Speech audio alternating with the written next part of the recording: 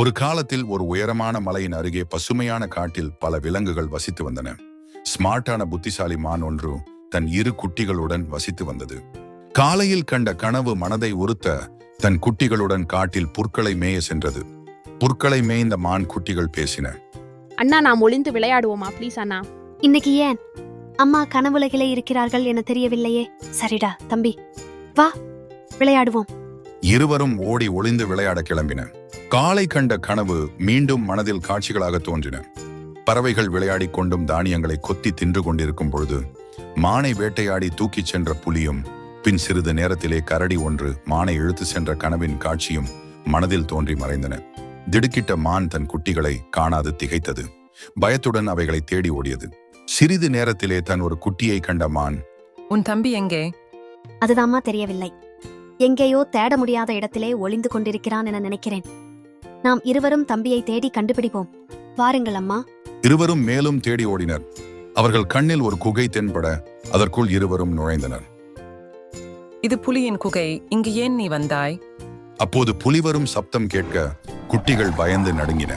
சுதாரித்த அம்மா மான் முரட்டு குரலில் சப்தமாக பேசியது.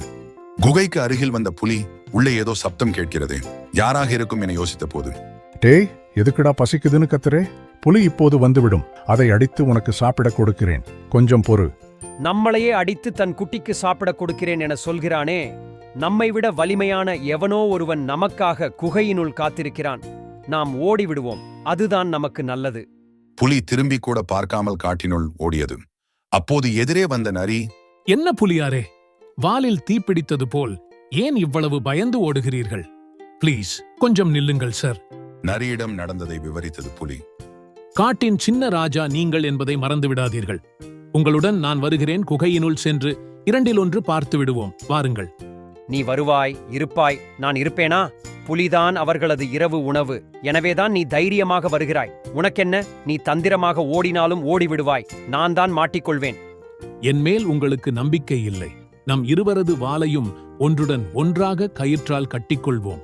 பின் நான் எப்படி உங்களை தனியே விட்டுவிட்டு ஓடிவிட முடியும்?